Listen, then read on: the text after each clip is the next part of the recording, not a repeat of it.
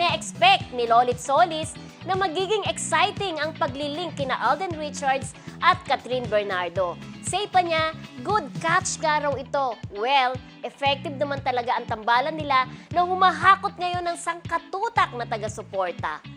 Yon, anong masasabi Oh, mo di ba? dyan, Kahit si Manny Good Lolit, catch, di ba? di ba? Actually, parehas silang good catch. Oo. Good catch For si each Alden. other, Oo, yes. good catch.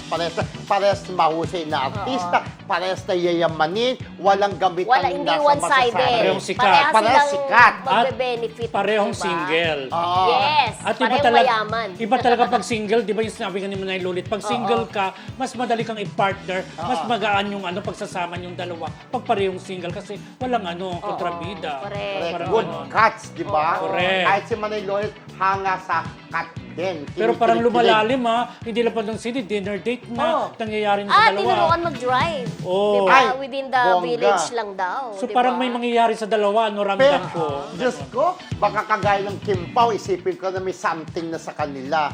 Parang din. Pero ito na Parang nga, bilis, sino kaya unang aamin, di ba? Oo. Sa Kim Pao o sa Kat Den? Oo, nga. yan. O, di ba? Yes. Sino unang aamin? Kim Pao o Kat Kat Den? Den, yan. Yan, i-title mo yan.